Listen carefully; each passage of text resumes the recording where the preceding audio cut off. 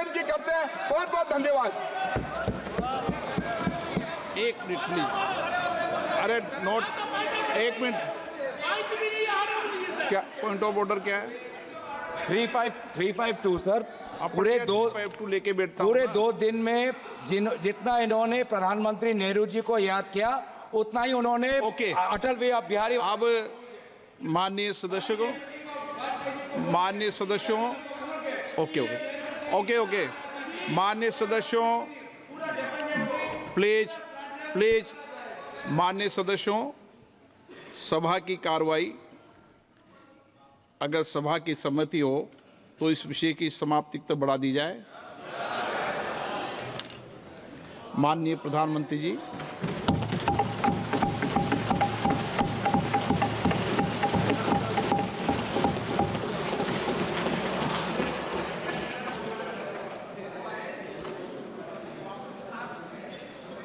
आदरणीय अध्यक्ष महोदय, हम सब के लिए और सभी देशवासियों के लिए, इतना ही नहीं विश्व के लोकतंत्र प्रेमी नागरिकों के लिए भी हमारे लिए ये बहुत ही गौरव का पल है। बड़े गर्व के साथ लोकतंत्र के उत्सव को मनाने का ये अवसर है।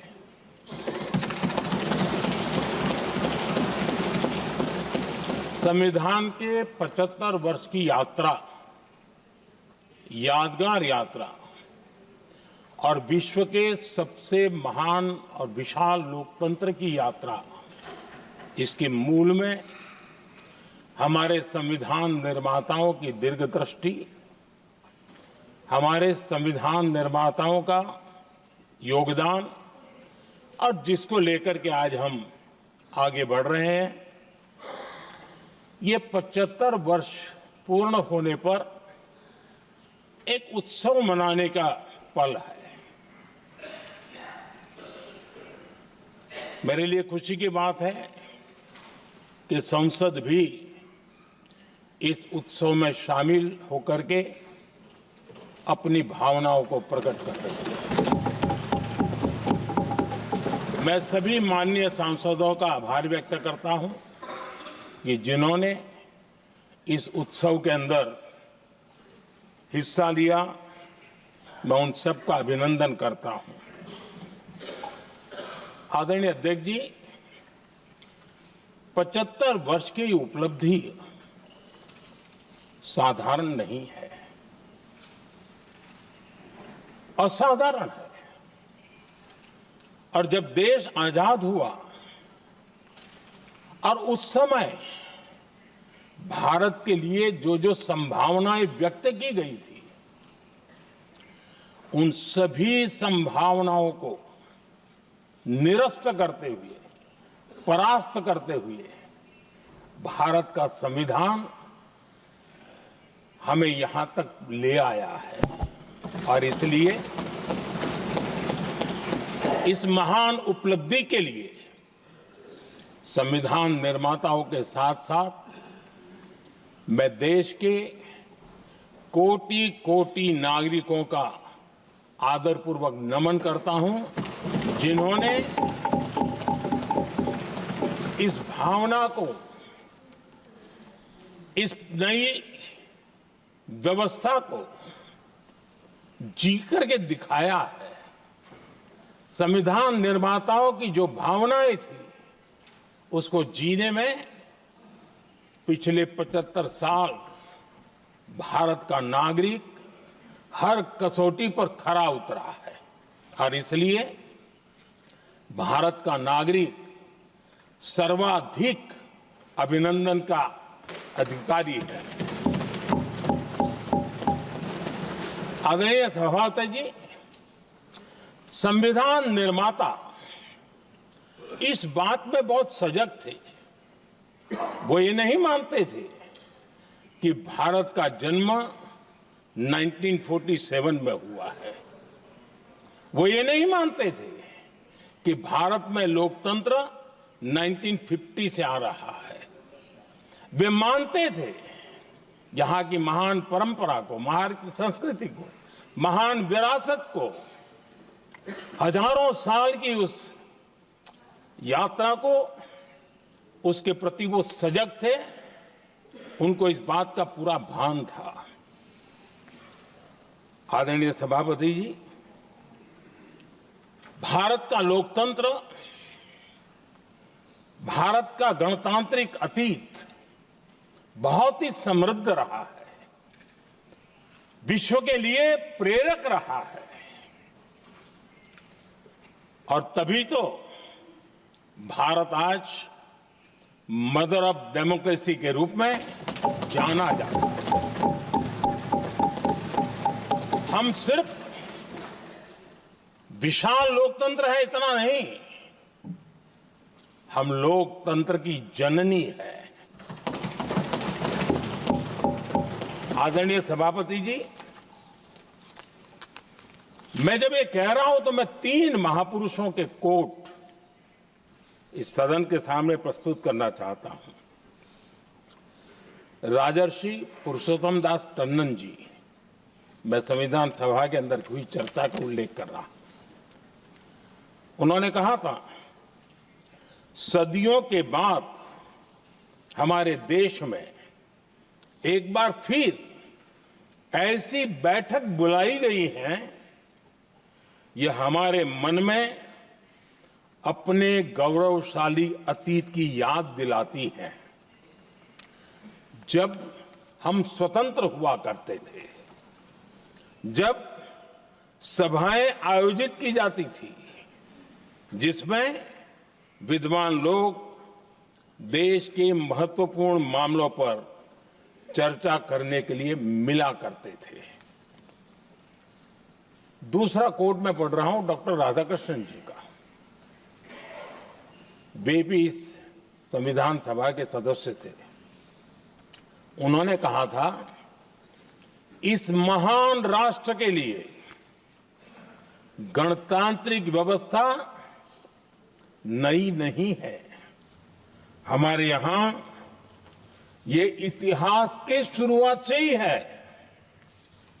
और तीसरा कोट मैं बाबा साहब आंबेडकर का कह रहा हूं। बाबा साहब आंबेडकर जी ने कहा था, ऐसा नहीं है कि भारत को पता नहीं था कि लोकतंत्र क्या होता है। एक समय था जब भारत में कई गणतंत्र हुआ करते थे। आदरणीय सभापति जी, हमारे संविधान के निर्माण की प्रक्रिया में हमारी देश की नारी शक्ति ने संविधान को सशक्त करने में बहुत बड़ी भूमिका निभाई थी। संविधान सभा में 15 माननीय महिला सदस्य थी और सक्रिय सदस्य थी। मौलिक चिंतन के आधार पर उन्होंने संविधान सभा की डिबेट को समृद्ध किया था। और वे सभी बहनें अलग अलग बैकग्राउंड थी, अलग अलग क्षेत्र की थी, और संविधान में उन्होंने जो जो सुझाव दिए, उन सुझावों का संविधान के निर्माण पर बहुत बड़ा प्रभाव रहा था। और हमारे लिए गर्व की बात है कि दुनिया के कई देश आजाद भी हुए, संविधान भी बने, लोकतंत्र भी चला, लेकिन महिलाओं को अधिकार देने में दशकों बीत गए थे। लेकिन हमारे यहां शुरुआत से ही महिलाओं को वोट का अधिकार संविधान में दिया गया। आदरणीय सभापति जी, जब G20 समिट हुई, उसी भावना को आगे बढ़ाते हुए, क्योंकि संविधान की भावना को लेकर के हम सब जीने वाले लोग हैं, हमने G20 की अध्यक्षता के दरमियान विश्व के सामने विमेन लेड डेवलपमेंट का विचार रखा। और विश्व के अंदर विमेन डेवलपमेंट से अब आगे जाने की जरूरत है, और इसलिए हमने विमेन लेड डेवलपमेंट की चर्चा को अंजाम दिया। इतना ही नहीं, हम सभी सांसदों ने मिलकर के एक स्वर से नारी शक्ति बंधन अधिनियम पारित करके हमारी महिला शक्ति को भारतीय लोकतंत्र में उनकी भागीदारी सुनिश्चित करने के लिए हम लोगों ने कदम उठाए। आदरणीय सभापति जी, आज हम देख रहे हैं हर बड़ी योजना के सेंटर में महिलाएं होती है। और ये जब संविधान के हम 75 वर्ष मना रहे हैं, ये संयोग है और अच्छा संयोग है कि भारत के राष्ट्रपति के पद पर एक आदिवासी महिला विराजमान। ये हमारे संविधान की भावना की एक अभिव्यक्ति भी है।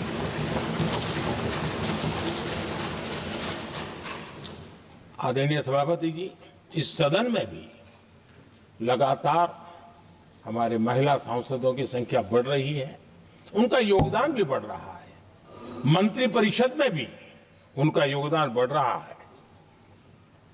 आज सामाजिक क्षेत्र हो, राजनीतिक क्षेत्र हो, शिक्षा का क्षेत्र हो, खेलकूद का क्षेत्र हो, क्रिएटिव वर्ल्ड की दुनिया हो, जीवन के हर क्षेत्र में महिलाओं का योगदान, महिलाओं का प्रतिनिधित्व देश के लिए गौरव दिलाने वाला रहा है। विज्ञान के क्षेत्र में, खास करके स्पेस टेक्नोलॉजी में उनके योगदान की सराहना हर हिंदुस्तानी बड़े गर्व के साथ कर रहा है। और इन सब की सबसे बड़ी प्रेरणा हमारा संविधान है। आदरणीय सभापति जी,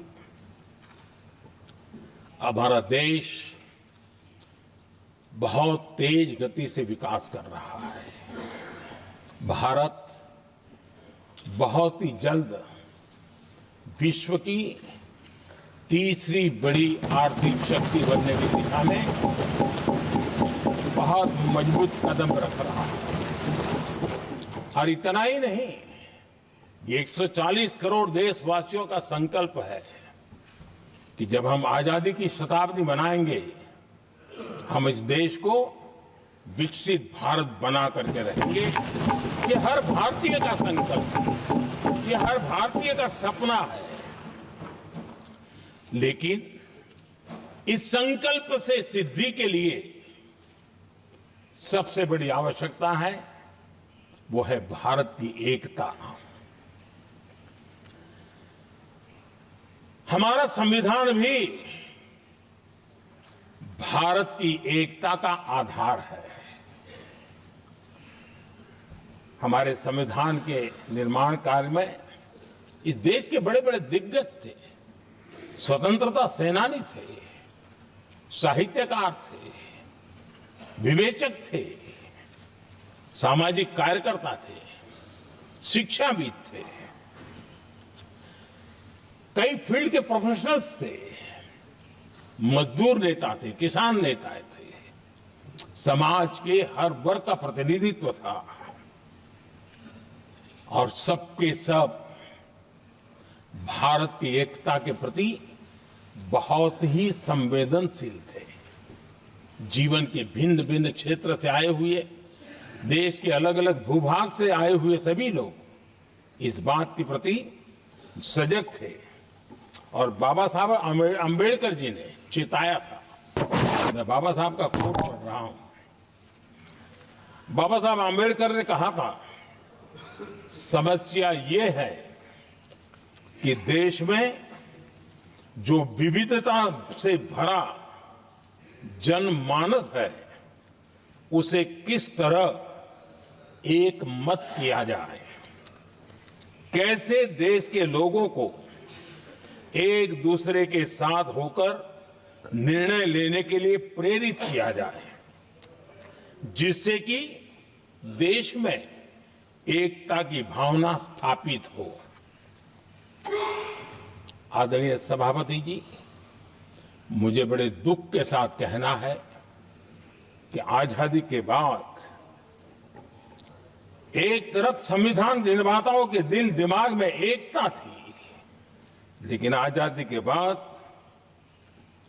विकृत मानसिकता के कारण या स्वार्थवश अगर सबसे बड़ा प्रहार हुआ तो देश की एकता के मूल भाव पर प्रहार हुआ।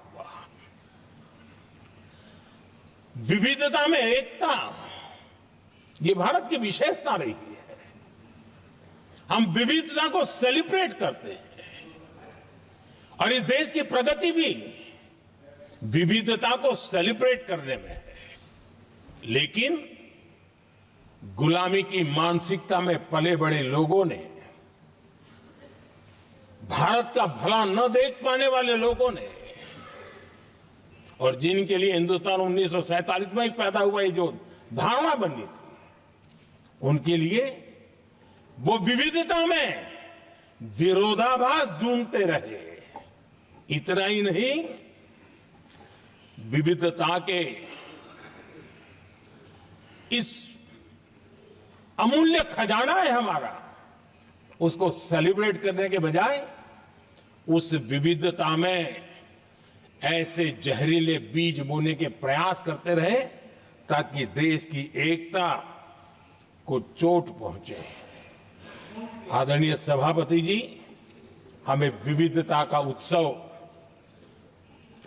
हमारे जीवन का अंग बनाना होगा और वही बाबा साहब आंबेडकर को सच्ची श्रद्धांजलि होगी। आदरणीय सभापति जी, मैं संविधान के प्रकाश में ही मेरी बातों को रखना चाहता हूं और इसलिए अगर आप हमारी नीतियों को देखेंगे, पिछले 10 साल देश की जनता ने हमें जो सेवा करने का मौका दिया है, हमारी निर्णयों की प्रक्रिया को देखेंगे तो भारत की एकता को मजबूती देने का निरंतर हम प्रयास करते रहे हैं। आर्टिकल 370 देश की एकता में रुकावट बना पड़ा था, दीवार बना पड़ा था। देश की एकता हमारी प्राथमिकता थी, जो कि हमारी संविधान की भावना थी, और इसलिए धारा 370 को हमने जमीन पर काट दिया, क्योंकि देश की एकता हमारी प्राथमिकता है। आदरणीय सभापति जी, इस इतने बड़े विशाल देश में अगर आर्थिक रूप से हमें आगे बढ़ना है, हमारी व्यवस्थाओं को और विश्व को भी निवेश के लिए आना है, तो भारत में अनुकूल व्यवस्थाएं चाहिए। और उसी में से हमारे देश में एक लंबे अरसे तक जीएसटी को लेकर के चर्चा चलती रही। मैं समझता हूं इकोनॉमिक यूनिटी के लिए जीएसटी ने बहुत बड़ी भूमिका अदा की है। उस समय पहले की सरकार का भी कुछ योगदान है। वर्तमान समय में हमको इसको आगे बढ़ाने का अवसर मिला और हमने इसको किया, और वो भी वन नेशन वन टैक्स उस भूमिका को आगे बढ़ा रहा है। आदरणीय सभापति जी, हमारे देश में राशन कार्ड गरीब के लिए बहुत बड़ी मूल्यवान दस्तावेज रहा है, लेकिन गरीब अगर एक राज्य से दूसरे राज्य जाता था तो गरीब कुछ भी उसके प्राप्त करने का हकदार नहीं बनता था। इतना बड़ा देश पर उसका किसी भी कोने में जाए उसका उतना ही अधिकार है। एकता के उस भाव को मजबूत करने के लिए हमने one nation one ration card की बात को मजबूत किया। आदरणीय सभापति जी, देश के गरीब को, देश के सामान्य नागरिक को अगर मुफ्त में इलाज मिले तो गरीबी से लड़ने की उसकी ताकत अनेक गुना बढ़ जाती है। लेकिन उसके लिए जहां वो काम करता है वहां पर तो मिल जाए, लेकिन किसी काम बस वो बाहर गया है और वहां पर वो जीवन और मृत्यु की लड़ाई लड़ता हो, ऐसे समय अगर उसको सुविधा नहीं मिलेगी तो व्यवस्था किस काम की। और इसलिए देश की एकता के मंत्र को जीने वाले हम लोगों ने ये तय किया कि one nation one health card, और इसलिए हमने आयुष्मान भारत योजना बनाई। आज बिहार के दूर दराज क्षेत्र का व्यक्ति भी अगर पुणे में कुछ काम कर रहा है और अचानक बीमार हो गया तो उसके लिए आयुष्मान कार्ड होना बहुत इनफ है, उसकी सेवा मिल सकती है। आदरणीय सभापति जी, हम जानते हैं देश में कई बार ऐसा हुआ कि देश के एक हिस्से में बिजली थी लेकिन बिजली सप्लाई नहीं हो रही थी और उसके कारण दूसरे इलाके में अंधेरा था।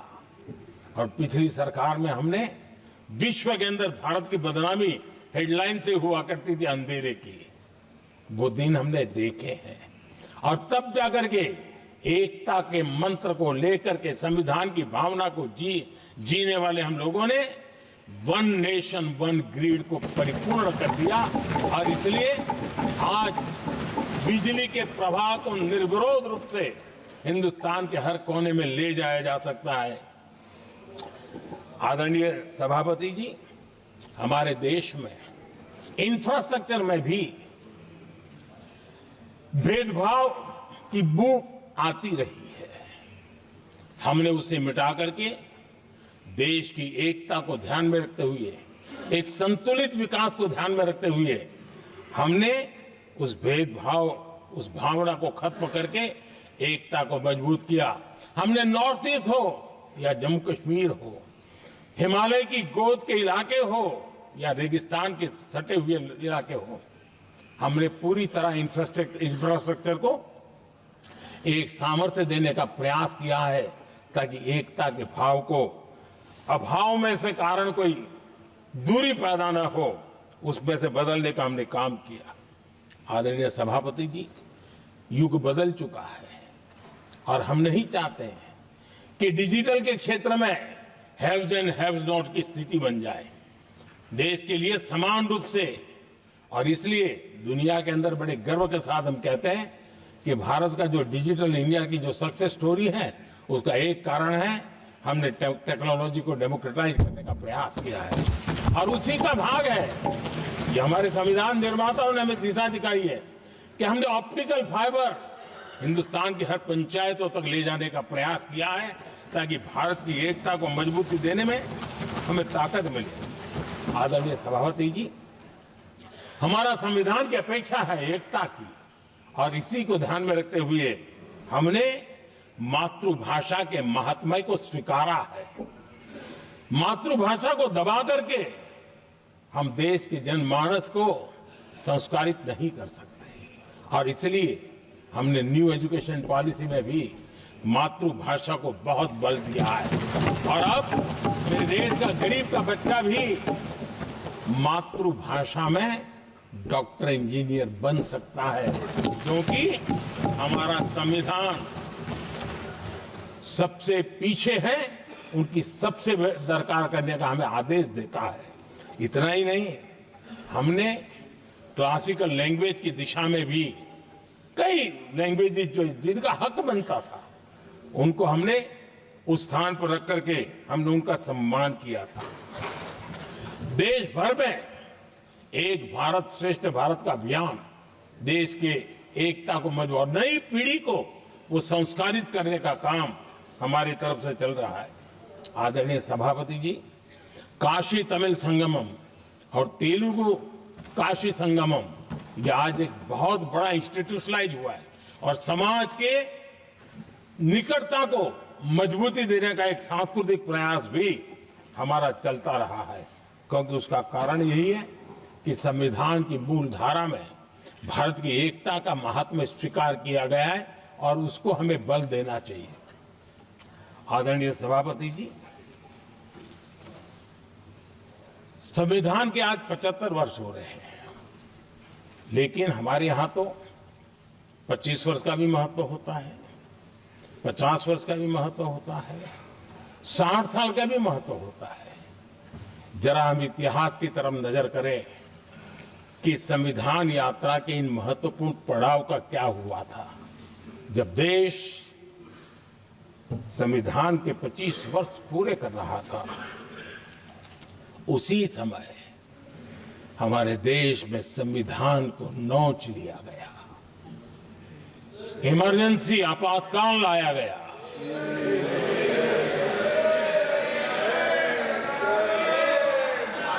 संवैधानिक व्यवस्थाओं को समाप्त कर दिया गया,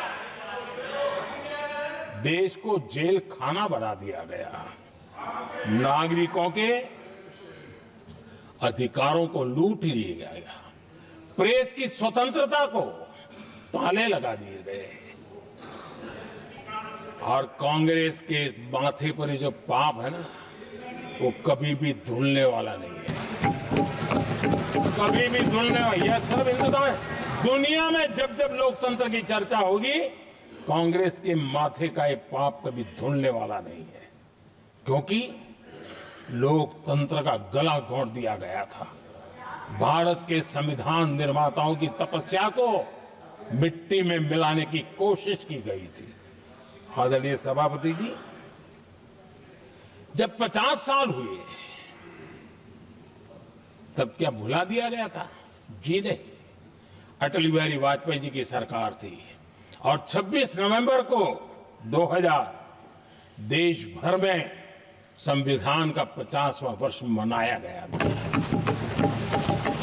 अटल बिहारी वाजपेयी जी ने प्रधानमंत्री के नाते राष्ट्र को एक विशेष संदेश दिया था। एकता, जनभागीदारी, साझेदारी, उसके महत्व पर बल देते हुए उन्होंने संविधान की भावना को जीने का प्रयास किया था, जनता को जगाने का भी प्रयास किया था। और अध्यक्ष जी, जब देश संविधान का 50 वर्ष मना रहा था और जब 50 वर्ष की पूर्णाहुति हुई, तो ये मेरा भी सौभाग्य था कि मुझे भी संविधान की प्रक्रिया से मुख्यमंत्री बनने का अवसर मिल गया। और मैं जब मुख्यमंत्री था, उसी कार्यकाल में संविधान के 60 साल हुए और तब मैंने तय किया था मुख्यमंत्री के नाते कि हम गुजरात में संविधान के 60 साल मनाएंगे। और इतिहास में पहली बार ऐसा हुआ है जब संविधान के ग्रंथ को हाथी पर बनाई हुई अंबाड़ी में रखा गया, उस विशेष व्यवस्था में रखा गया। हाथी पर संविधान की यात्रा निकल, संविधान गौरव यात्रा निकाली गई और राज्य का मुख्यमंत्री उस संविधान के नीचे हाथी के बगल में पैदल चल रहा था और देश को संविधान का महत्व समझाने का सांकेतिक प्रयास कर रहा था। ये सौभाग्य भी मुझे प्राप्त हुआ था, क्योंकि हमारे लिए संविधान का महत्व क्या है।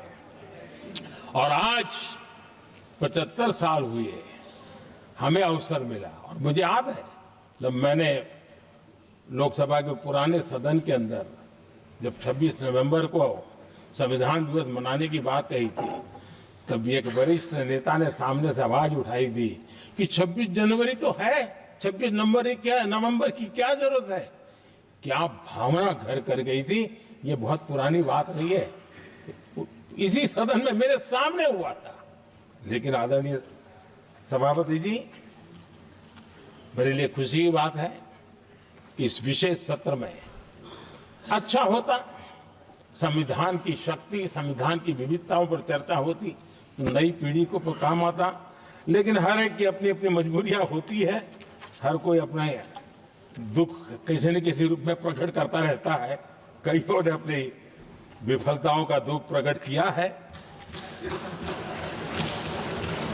अच्छा होता दलगत भावनाओं से उठ करके देश हित में संविधान की चर्चा हुई होती, तो समृद्धि मिलती अनेक देश की नई पीढ़ी को।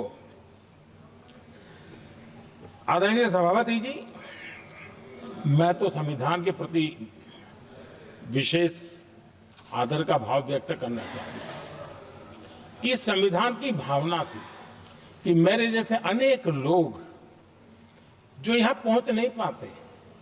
ये संविधान था जिसके कारण हम पहुंच पाए, क्योंकि हमारा कोई बैकग्राउंड नहीं था। हम यहां तक कैसे आते हैं? ये संविधान का सामर्थ्य था, जनता जनार्दन के आशीर्वाद थे।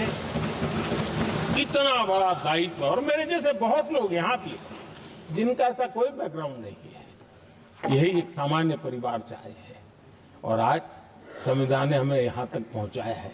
और ये भी कितना बड़ा सौभाग्य है कि हमें देश ने इतना स्नेह दिया, एक बार नहीं, दो बार नहीं, 3 बार। ये हमारे संविधान के बिना संभव नहीं था। आदरणीय सभापति जी,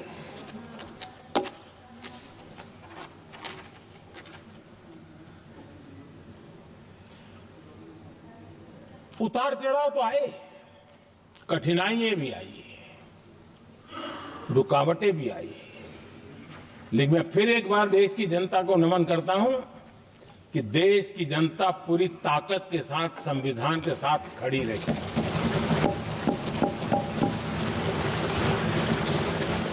आदरणीय सभापति जी, मैं आज यहां किसी की व्यक्तिगत आलोचना करना नहीं चाहता हूं, लेकिन तथ्यों को देश के सामने रखना जरूरी है, और इसलिए मैं तथ्यों को रखना चाहता हूं। कांग्रेस के एक परिवार ने संविधान को चोट पहुंचाने में कोई कोर कसर नहीं छोड़ी है।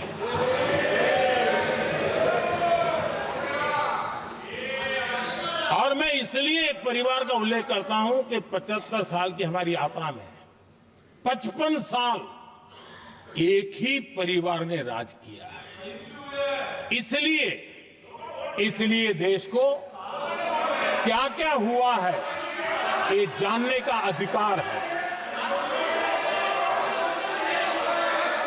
और इस परिवार के कुविचार, कुरीति, कुनीति, इसकी परंपरा निरंतर चल रही है। हर स्तर पर इस परिवार ने संविधान को चुनौती दी। आदरणीय सभापति जी,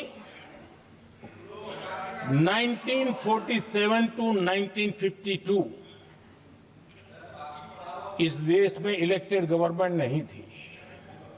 एक अस्थाई व्यवस्था थी, एक सिलेक्टेड सरकार थी, और चुनाव नहीं हुए थे। और जब तक चुनाव न हो तब तक एक इंटरिम व्यवस्था के रूप में कोई खाका खड़ा करना चाहिए, किया गया था। 1952 के पहले राज्यसभा का भी गठन नहीं हुआ था, राज्यों में भी कोई चुनाव नहीं थे, जनता का कोई आदेश नहीं था। उसके बावजूद भी, और अभी तो संविधान निर्माताओं ने इतना मंथन करके संविधान बनाया था।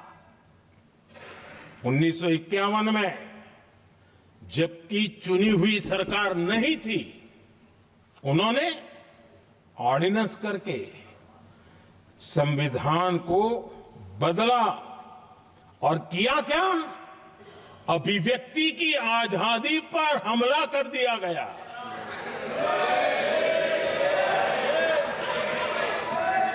और ये संविधान निर्माताओं का भी अपमान था, क्योंकि ऐसी बातें कोई संविधान सभा में नहीं आई होगी, ऐसा नहीं है, लेकिन वहां उनकी चली नहीं। तो बाद में जैसे ही मौका मिला, उन्होंने अभिव्यक्ति की आजादी को, उस पर उन्होंने हथौड़ा मार दिया। और ये संविधान निर्माताओं का घोर अपमान है। अपने मन की चीजें जो संविधान सभा के अंदर नहीं करवा पाए, उन्होंने पिछले दरवाजे से किया, और वो भी चुनी हुई सरकार के वो प्रधानमंत्री नहीं थे, उन्होंने पाप किया था। इतना ही नहीं, आदरणीय सभापति जी, उसी दौरान उस समय के प्रधानमंत्री पंडित नेहरू जी ने मुख्यमंत्रियों को एक चिट्ठी लिखी थी। उस चिट्ठी में उन्होंने लिखा था, नेहरू जी लिखते हैं, अगर संविधान हमारे, आगे नेहरू जी लिखते हैं, अगर संविधान हमारे रास्ते के बीच में आ जाए, ये नेहरू जी लिख रहे हैं, अगर संविधान हमारे रास्ते के बीच में आ जाए, आगे नेहरू जी कह रहे हैं, तो हर हाल में संविधान में परिवर्तन करना चाहिए। ये नेहरू जी ने मुख्यमंत्रियों को चिट्ठी लिखी।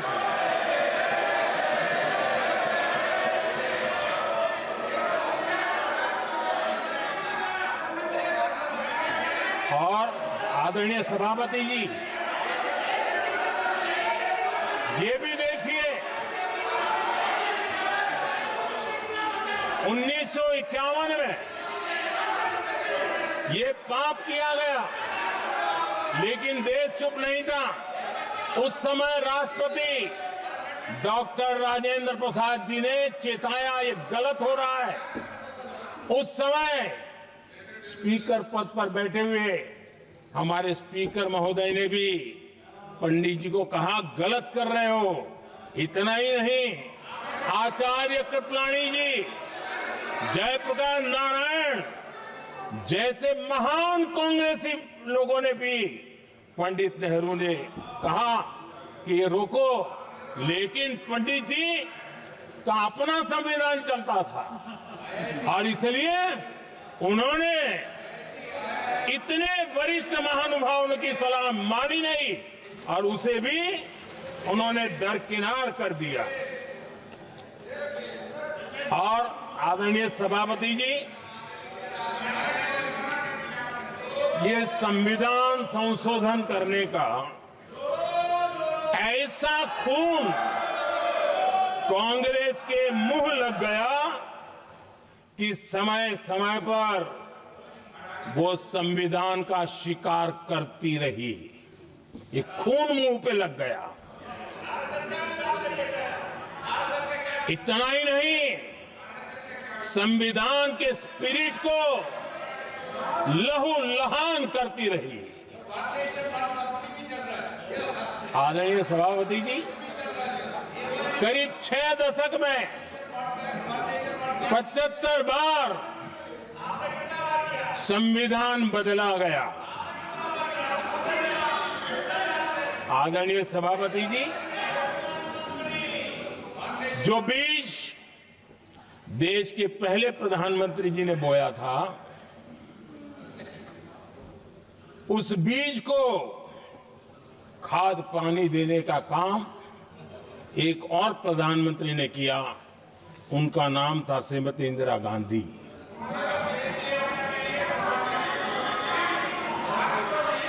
जो पाप पहले प्रधानमंत्री करके गए और जो खून लग गया था 1971 में, सुप्रीम कोर्ट का एक फैसला आया था। उस सुप्रीम कोर्ट के फैसले को संविधान बदल करके पलट दिया गया, और 71 में ये संविधान संशोधन किया गया था। और क्या था, उन्होंने हमारे देश की अदालत के पंख काट दिए थे, और यहां पर तो किया था कि संसद संविधान के किसी भी आर्टिकल में जो मर्जी पड़े वो कर सकती है, और अदालत उसकी तरफ देख भी नहीं सकती है। अदालत के सारे अधिकारों को छीन लिया गया था। ये पाप 1971 में उस समय की प्रधानमंत्री श्रीमती इंदिरा गांधी ने किया था।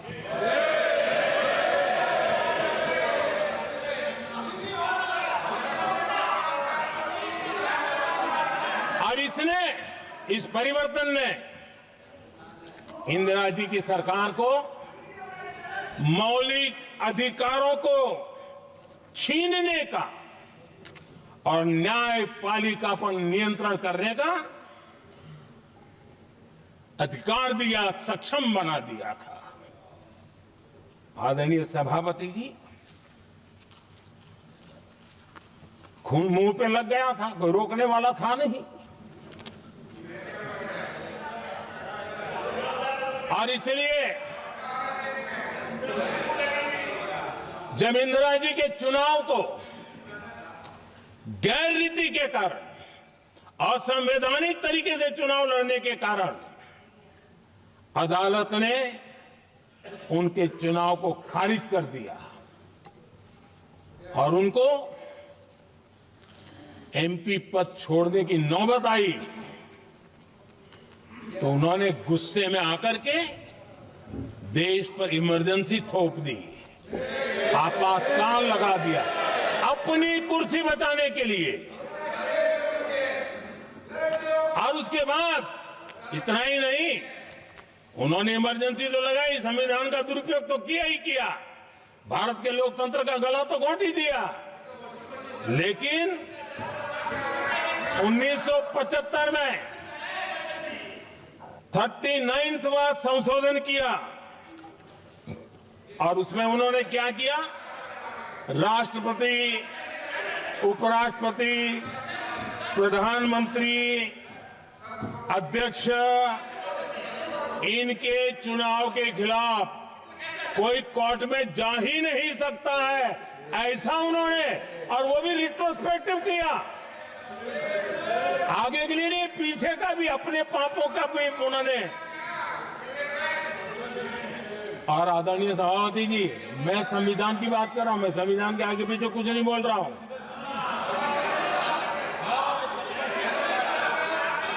आदरणीय सभापति जी,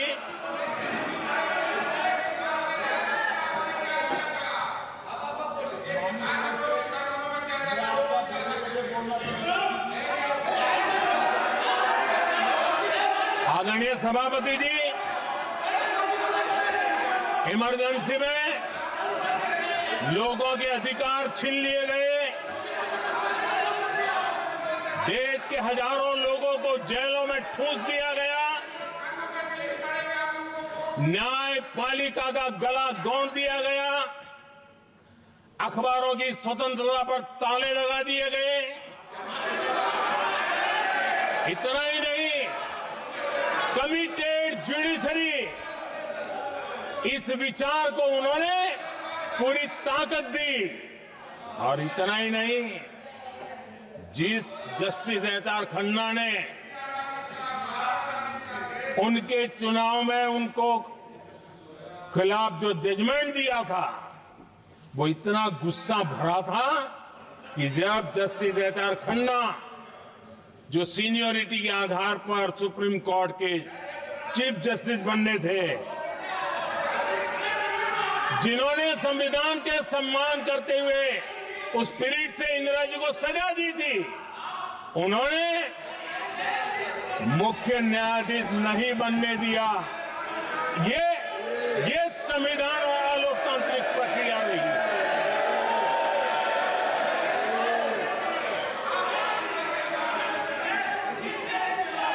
आदरणीय सभापति जी, यहां भी ऐसे कई दल बैठे हैं जिनके मुखिया भी सारे जेल में हुआ करते थे। ये इनकी मजबूरी है कि वहां जाके बैठे हैं, उनको भी जेलों में ठूस दिया गया था। आदरणीय सभापति जी, देश पर जुल्म तांडव चल रहा था, निर्दोष लोगों को जेलों में ठूस दिया जाता था, लाठियां बरताई जाती थी, कई लोग जेलों में मौत के शरण हो गए थे, और एक निर्दयी सरकार संविधान को चूर चूर करती रही थी। आदरणीय सभापति जी, ये परंपरा यहां नहीं रुकी। जो परंपरा नेहरू जी ने शुरू की थी, जिसको दूसरे प्रधानमंत्री जी इंदिरा जी ने आगे बढ़ाया, क्योंकि खून मुंह पे लग गया था। और इसलिए राजीव गांधी जी प्रधानमंत्री बने। उन्होंने संविधान को एक और गंभीर झटका दे दिया। सबको समानता, सबको समानता, सबको न्याय, उस भावना को चोट पहुंचाई। आदरणीय सभापति जी, आपको मालूम है, सुप्रीम कोर्ट ने शाहबानो का जजमेंट दिया था। एक भारत की महिला को न्याय देने का काम संविधान की मर्यादा और स्पिरिट के आधार पर देश की सुप्रीम कोर्ट ने दिया था। एक वृद्ध महिला को उसका हक मिला था सुप्रीम कोर्ट से, लेकिन उस समय के प्रधानमंत्री राजीव गांधी ने शाहबानो की उस भावना को, सुप्रीम कोर्ट की उस भावना को नकार दिया और उन्होंने वोट बैंक की राजनीति के खातिर संविधान की भावना को बलि चढ़ा दिया और कट्टरपंथियों के सामने सर झुकाने का काम कर दिया। उन्होंने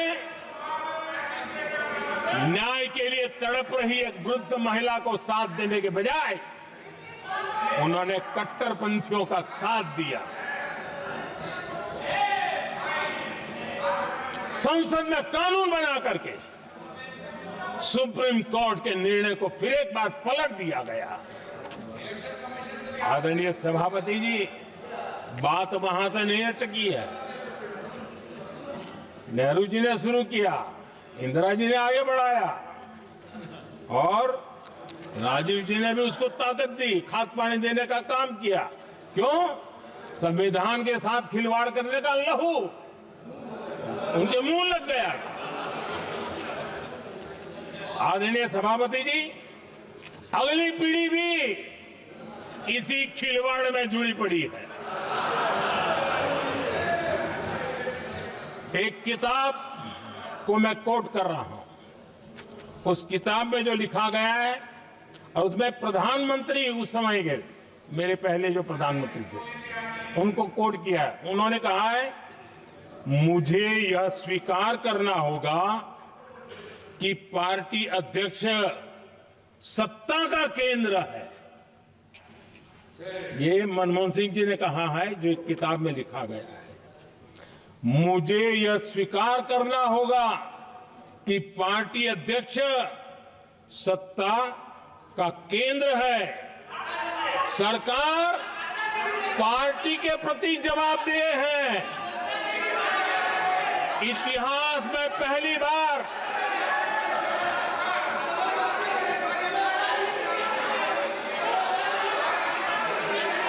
आदरणीय सभापति जी, नहीं, आप सदन इतिहास तरीके में नहीं चलाना पहली चाहते। बार नो, ये तरीका बिल्कुल ठीक नहीं है। सदन के नेता बोल रहे हैं, आपको मर्यादा रखनी चाहिए। ऐसे सदन नहीं चलेगा इस तरीके से। गलत तरीका है आपका ये, माननीय प्रधानमंत्री जी। आदरणीय सभापति जी, इतिहास में पहली बार संविधान को ऐसी गहरी चोट पहुंचा दी गई।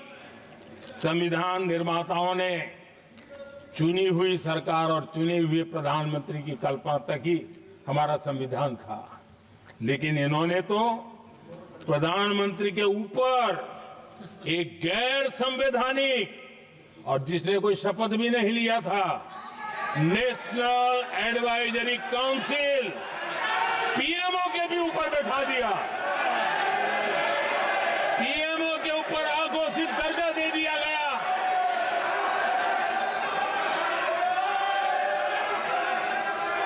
आदरणीय सभापति जी, इतना ही नहीं, और एक पीढ़ी आगे चले और उस पीढ़ी ने क्या किया? भारत के संविधान के तहत देश की जनता जनार्दन सरकार चुनती है और वो सरकार का मुखिया कैबिनेट बनाता है। ये संविधान के तहत है। इस कैबिनेट ने जो निर्णय किया, संविधान का अपमान करने वाले अहंकार से भरे लोगों ने पत्रकारों के सामने कैबिनेट के निर्णय को फाड़ दिया। संविधान को हर मौके पर संविधान के साथ खिलवाड़ करना, संविधान को न मानना, ये जिनकी आदत हो गई थी। और दुर्भाग्य देखिए, एक अहंकारी व्यक्ति कैबिनेट के निर्णय को फाड़ दे और कैबिनेट अपना फैसला बदल दे। ये कौन सी व्यवस्था है? आदरणीय सभापति जी, मैं जो कुछ भी कह रहा हूं वो संविधान के साथ क्या हुआ उसी की बात कर रहा हूं। उस समय करने वाले पात्रों को लेकर किसी को परेशानी होती होगी, लेकिन बात संविधान की है। मेरे मन के और मेरे विचारों को मैं अभिव्यक्त नहीं कर रहा हूं।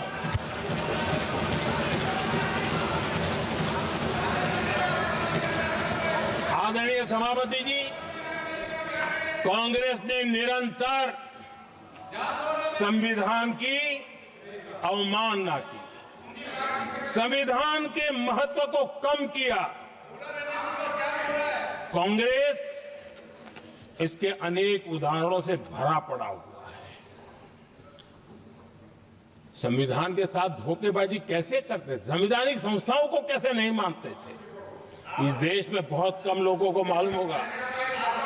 370 की तो पता है सबको, 35A का पता बहुत कम है। संसद में आए बिना, जबकि संसद में आना पड़ता, संसद को ही अस्वीकार कर दिया गया। भारत के संविधान का अगर कोई पहला पुत्र है तो ये संसद है, उसको भी उन्होंने गला घोंटने का काम किया। 35A जो संसद में लाए बिना उन्होंने देश पर थोप दिया, और अगर 35A न होता तो जम्मू कश्मीर में जो हालत पैदा हुई वो हालत पैदा न हुई होती। राष्ट्रपति के आदेश पर यह काम किया गया और देश की संसद को अंधेरे में रखा गया। आदरणीय सभापति, ये संसद का अधिकार था, कोई अपनी मनमानी से नहीं कर सकता था, लेकिन और उनके पास बहुमत था, कर सकते थे, लेकिन वो नहीं किया क्योंकि पेट में पाप था, देश की जनता से छुपाना चाहते थे। आदरणीय सभापति जी, इतना ही नहीं, बाबा साहब आंबेडकर जिनके प्रति आज सम्मान का भाव सब कोई अनुभव कर रहा है, और हम लोगों के लिए तो बहुत विशेष है, क्योंकि हम लोगों के लिए तो जीवन में बहुत बड़ी जो कुछ भी रास्ते मिले ना वहीं से मिले हैं। आदरणीय सभापति जी, बाबा साहब आंबेडकर, इनके प्रति भी इनके मन में कितनी कटुता भरी थी, कितना द्वेष भरा था, मैं आज उसके डिटेल में जाना नहीं चाहता हूं। लेकिन जब अटल जी की सरकार थी तब बाबा साहब आंबेडकर, उनका जो महापरिनिर्वाण भूमि है, वहां पर अलीपुर रोड पर अटल जी की सरकार में बाबा साहब आंबेडकर जी के स्मृति में एक स्मारक बनाना तय हुआ। अटल जी के समय यह नहीं हुआ। दुर्भाग्य देखिए, 10 वर्ष यूपीए की सरकार रही, उसने इस काम को नहीं किया, न होने दिया। बाबा साहब आंबेडकर का जब जब हमारी सरकार आई, बाबा साहब आम्बेडकर के प्रति हमारा श्रद्धा होने के कारण हमने अलीपुर रोड पर बाबा साहब मेमोरियल बनाया और उसका काम किया। आदरणीय सभापति जी, दिल्ली में जब बाबा साहब आम्बेडकर के 1992 में, उस समय चंद्रशेखर जी कुछ समय थे, तब एक निर्णय किया गया था,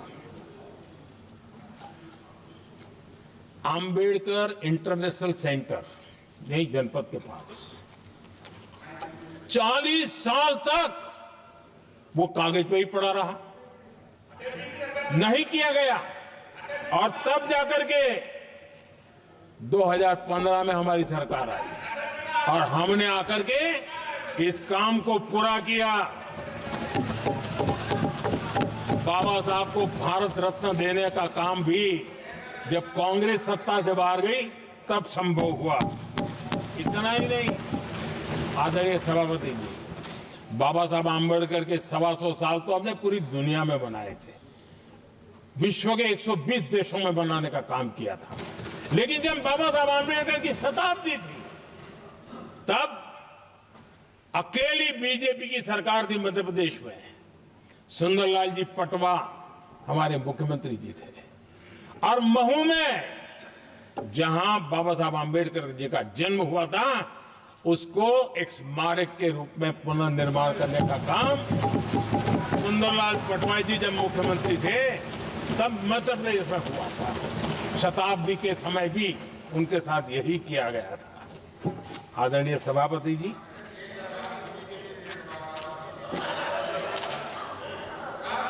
हमारे देश में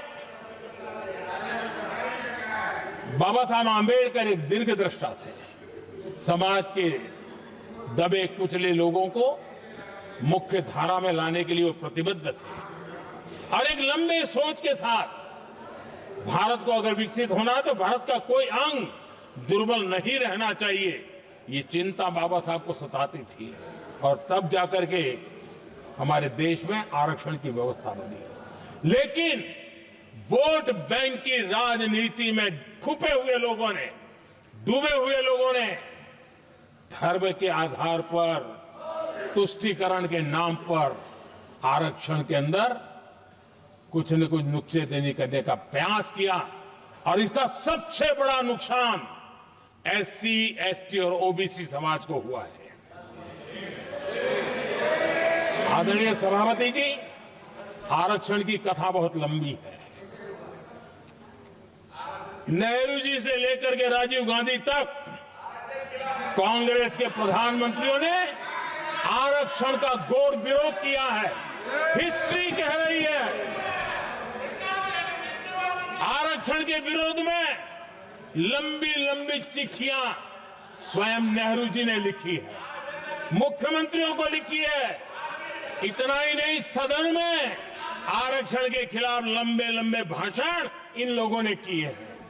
बाबा साहब आम्बेडकर समता के लिए और भारत में संतुलित विकास के लिए आरक्षण की लेकर के आए, उन्होंने उसके खिलाफ भी झंडा ऊंचा किया हुआ था।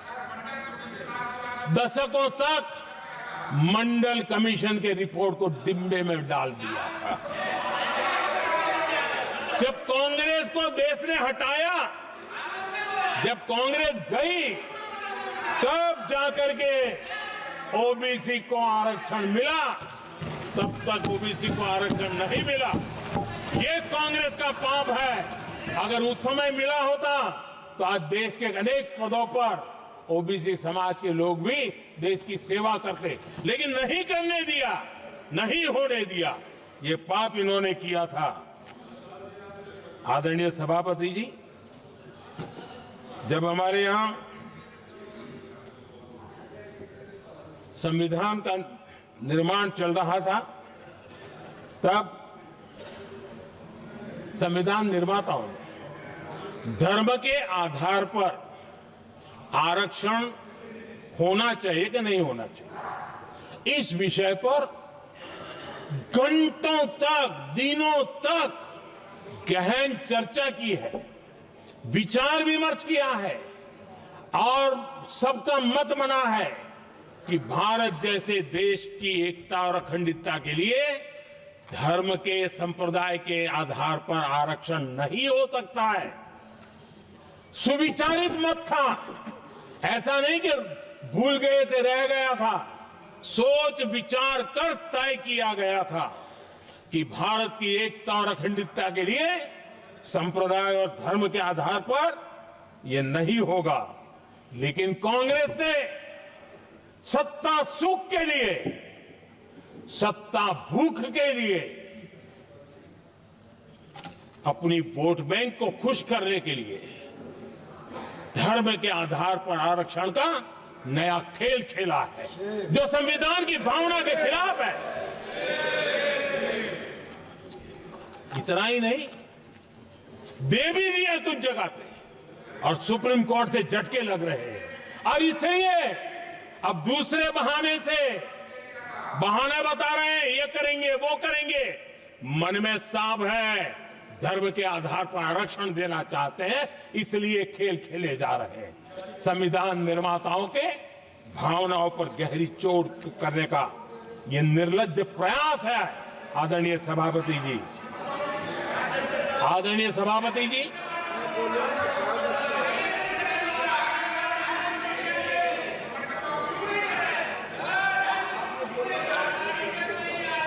आदरणीय सभापति जी, एक गलत और विषय, ये तरीका ठीक नहीं। आपके नेता ने बोला, आपने बोला दोबारा बात मत करो। जिसकी भी मैं चर्चा करना चाहता हूं, और वो ज्वलंत विषय समान नागरिक संहिता, यूनिफॉर्म सिविल कोड। ये विषय भी संविधान सभा के ध्यान बाहर नहीं था। संविधान सभा ने यूनिफॉर्म सिविल कोड को लेकर के लंबी चर्चा की, गहन चर्चा की, और उन्होंने बहस के बाद निर्णय किया कि अच्छा होगा कि जो भी सरकार चुन करके आए वो उसका निर्णय करे और देश में यूनिफॉर्म सिविल कोड लागू करे। ये संविधान सभा का आदेश था। और बाबा साहब आंबेडकर ने कहा था, जो लोग संविधान को समझते नहीं है, देश को समझते नहीं है, सत्ता भूख सेवा कुछ पढ़ा नहीं है, उनको पता नहीं है बाबा साहब ने क्या कहा था। बाबा साहब ने कहा था, धार्मिक आधार पर बने, ये मैं बाबा साहब की बात कर रहा हूं, इतना वीडियो कट करके घुमाना मत। आदरणीय सभापति जी, बाबा साहब ने कहा था, धार्मिक आधार पर बने पर्सनल लॉ को खत्म करने की बाबा साहब ने जोरदार वकालत की थी। उस समय के सदस्य के.एम. मुंशी जी ने कहा था, समान नागरिक संहिता को राष्ट्र की एकता और आधुनिकता के लिए अनिवार्य बताया था। कमा मुंशी जी ने। सुप्रीम कोर्ट ने भी कई बार कहा है कि देश में यूनिफॉर्म सिविल कोड जल्द से जल्द लाना चाहिए। सरकारों को आदेश दिए हैं सुप्रीम कोर्ट ने, और उसी संविधान की भावना को ध्यान में रखते हुए, संविधान निर्माताओं की भावनाओं को ध्यान में रखते हुए हम पूरी ताकत से लगे हुए हैं सेक्युलर सिविल कोड की। और आज कांग्रेस के लोग संविधान निर्माताओं की भावना का भी, सुप्रीम कोर्ट की भावना का भी अनादर कर रहे हैं, क्योंकि उनकी राजनीति को सूट नहीं करता है। उनके लिए संविधान वो पवित्र ग्रंथ नहीं है, उनके लिए एक हथियार है राजनीति का। खेल खेलने का हथियार बना दिया। लोगों को डराने के लिए संविधान को हथियार बनाया जाता है। आदरणीय सभापति जी, और ये कांग्रेस पार्टी, उनको तो संविधान शब्द भी उनके मुंह में शोभा नहीं देता है। इसलिए जो अपनी पार्टी के संविधान को नहीं मानते हैं, जिन्होंने अपनी पार्टी के संविधान को कभी स्वीकार नहीं किया है, क्योंकि संविधान को स्वीकार करने के लिए एक लोकतांत्रिक स्पिरिट लगता है जो जिनकी रगों में नहीं है। सत्तावाद और परिवारवाद भरा पड़ा है। अब आप देखिए जो कैसी शुरुआती कितनी गड़बड़ हुई है। मैं कांग्रेस की बात कर रहा हूं। 12 कांग्रेस की प्रदेश की कमेटियों ने, 12 प्रदेश कमेटियों ने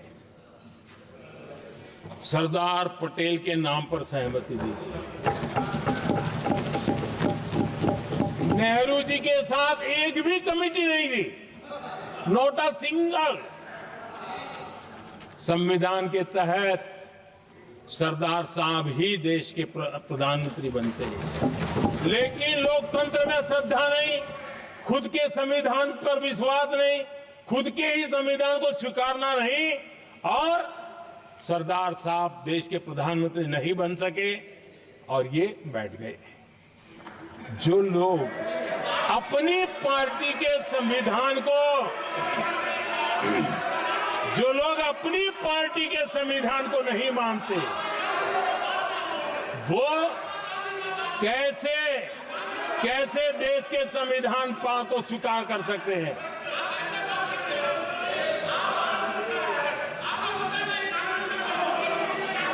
आदरणीय सभापति जी, जो लोग संविधान में लोगों के नाम ढूंढते रहते हैं, मैं जरा बताना चाहता हूं। कांग्रेस पार्टी के एक अध्यक्ष हुआ करते थे और वो अति पिछड़े समाज से आते थे। अति पिछड़े, पिछड़े भी नहीं, अति पिछड़े, अति पिछड़े समाज से आते हुए उनके अध्यक्ष श्रीमान सीताराम केसरी जी, कैसा अपमान किया गया। कहते हैं बाथरूम में बंद कर दिया गया, उठा करके फुटपाथ पर फेंक दिया गया। अपनी पार्टी के संविधान में ऐसा कभी नहीं लिखा गया, लेकिन अपनी पार्टी के संविधान को न मानना, लोकतंत्र की प्रक्रिया को न मानना, और पूरी कांग्रेस पार्टी पर एक परिवार ने कब्जा कर लिया, लोकतंत्र को नकार दिया। आदरणीय सभापति जी,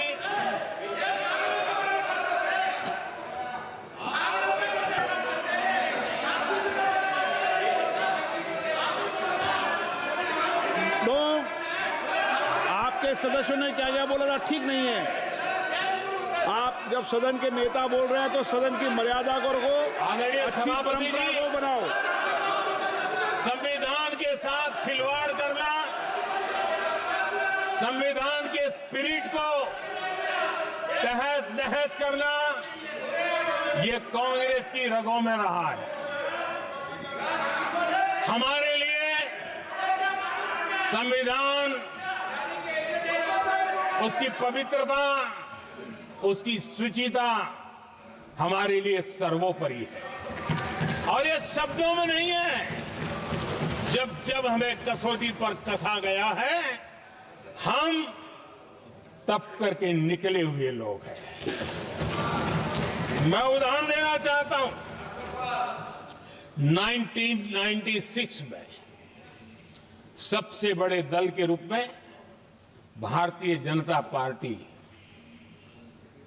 जीत करके आई, सबसे बड़ा दल था, और राष्ट्रपति जी ने संविधान की भावना तहत सबसे बड़े दल को प्रधानमंत्री के शपथ के लिए बुलाया, और 13 दिन सरकार चली। अगर हमें संविधान के स्पिरिट के प्रति हमारा भावना न होती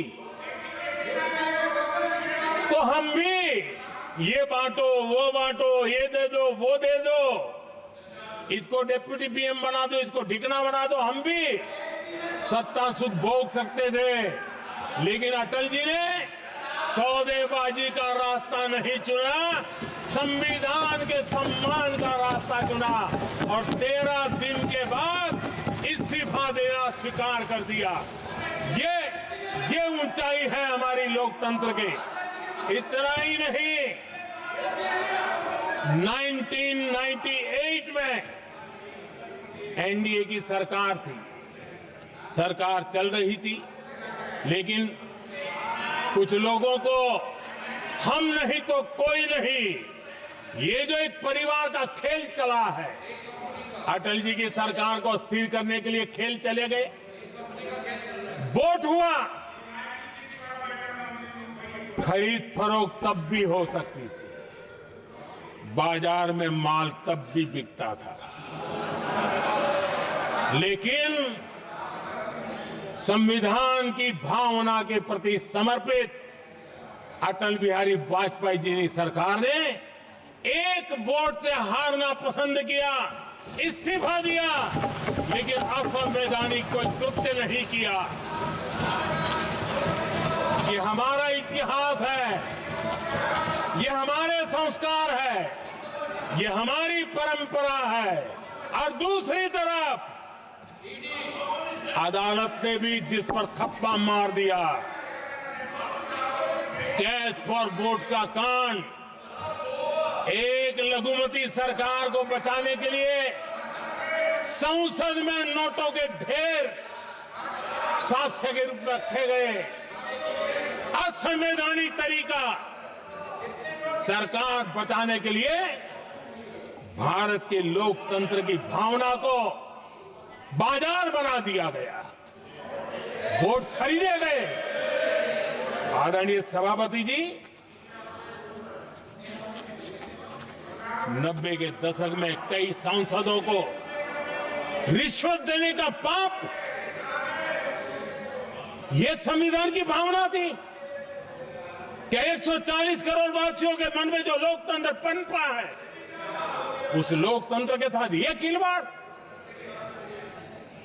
कांग्रेस के लिए सत्ता सुख, सत्ता की भूख, यही एकमात्र कांग्रेस का इतिहास है, कांग्रेस का वर्तमान है। आदरणीय सभापति जी, 2014 के बाद एनडीए को सेवा का मौका मिला, संविधान और लोकतंत्र को मजबूती मिली। ये पुरानी जो बीमारियों थी, उस बीमारी से मुक्ति का हमने एक अभियान चलाया। बीते 10 साल यहां से पूछा गया, हमने भी संविधान संशोधन किए। जी हां, हमने भी संविधान संशोधन किए हैं, देश की एकता के लिए, देश की अखंडता के लिए, देश के उज्जवल भविष्य के लिए और संविधान की भावना के प्रति पूर्ण समर्पण के साथ किए हैं। हमने संविधान संशोधन किया, क्यों किया? इस देश का ओबीसी समाज तीन दशक से ओबीसी कमीशन को संवैधानिक दर्जा देने के लिए मांग कर रहा है। ओबीसी के सम्मान के लिए, उसको संवैधानिक दर्जा देने के लिए हमने संविधान संशोधन किया है। हमें गर्व है ये करने का। समाज के दबे कुचले लोगों को उनके साथ खड़े होना, ये हम अपना कर्तव्य मानते हैं, इसलिए संविधान संशोधन किया। आदरणीय सभापति जी, इस देश में एक बहुत बड़ा वर्ग था, वो किसी भी जाति में क्यों न जन्मा हो, लेकिन गरीबी के कारण अवसरों को वो पा नहीं सकता था, आगे बढ़ नहीं सकता था। और इसलिए उसने असंतोष की ज्वाला भड़क रही थी और सबकी मांग रहती थी, कोई निर्णय नहीं करता था। हमने संविधान संशोधन किया, सामान्य जन के गरीब परिवार के 10% आरक्षण का किया, और ये पहला आरक्षण का संशोधन था। देश में कोई विरोध का स्वर नहीं उठा, हर किसी ने प्यार से उसको स्वीकार किया। संसद ने भी सहमति के साथ पारित किया, क्योंकि समाज की एकता की उसमें ताकत पड़ी थी, संविधान की भावनाओं का भाव पड़ा था, सबने सहयोग किया था, तब जाकर के हुआ था। आदरणीय सभापति जी हां, हमने भी संविधान में संशोधन किए हैं, लेकिन हमने संविधान में संशोधन किया महिलाओं को शक्ति देने के लिए। संसद और विधानसभा में, और संसद का पुराना भवन गवाह है, जब देश महिलाओं को आरक्षण देने के लिए आगे बढ़ रहा था और कानून यानी बिल पेश हो रहा था, तब उन्हीं का एक साथी दल वेल में आता है, कागज छीन लेता है, फाड़ देता है और सदन स्थगित हो जाता है और 40 साल तक विषय लटका रहता है। और वो आज उनके मार्गदर्शक है, जिन्होंने देश की महिलाओं के साथ अन्याय किया, वो उनके मार्गदर्शक है।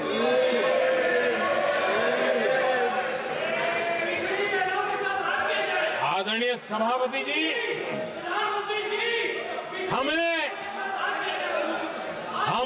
संविधान संशोधन किया, हमने देश की एकता के लिए किया। बाबा साहब आंबेडकर का संविधान 370 की दीवार के कारण जम्मू कश्मीर की तरफ देख भी नहीं सकता था। हम चाहते थे बाबा साहब आंबेडकर का संविधान हिंदुस्तान के हर हिस्से में लगना चाहिए, और इसलिए बाबा साहब को श्रद्धांजलि भी देनी थी, देश की एकता को मजबूत करना था। हमने संविधान संशोधन किया, डंके की चोट पर किया और 370 को हटाया, और भारत की सुप्रीम कोर्ट ने भी अब तो उसको मोहर लगा दी है। आदरणीय सभापति जी, हमने 370 का हटाने के लिए संशोधन किया। हमने ऐसे कानून भी बनाए। जब देश का विभाजन हुआ, महात्मा गांधी समेत देश के वरिष्ठ नेताओं ने सार्वजनिक रूप से कहा था कि पड़ोस के जो हमारे देश हैं, जहां जो माइनॉरिटीज है, वो जब भी संकट में आएगी तो उनकी चिंता ये देश करेगा। गांधी जी ने का वचन था, जो उनके नाम पर सत्ता पर चढ़ जाते थे उन्होंने तो पूरा नहीं किया, हमने सीएए ला करके उसको पूरा किया। वो कानून हमने लाया, हमने किया है, और गर्व के साथ आज भी हम उसको ओन कर रहे हैं, मुंह नहीं छुपाते हैं, क्योंकि देश के संविधान की भावना के साथ मजबूती के साथ खड़े रहने का हमने काम किया। आदरणीय सभापति जी, हमने जो संविधान संशोधन किए हैं वो पुरानी गलतियों को ठीक करने के लिए किए, और हमने एक उज्जवल भविष्य का रास्ता मजबूत करने के लिए किए हैं। और समय बताएगा, समय की कसौटी पर हम खरे उतरेंगे, क्योंकि वो सत्ता स्वार्थ के लिए किया गया पाप नहीं है, हमने देश हित में किया हुआ पुण्य है। और इसलिए हमें जो सवाल पूछते हैं, आदरणीय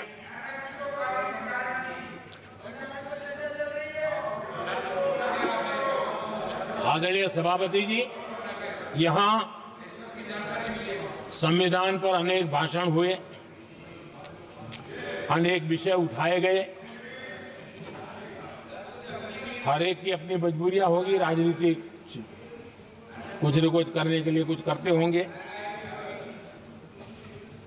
लेकिन आदरणीय सभापति जी, हमारा संविधान सबसे ज्यादा जिस बात को लेकर के संवेदनशील रहा है वो है भारत के लोग, वी द पीपल, भारत के नागरिक।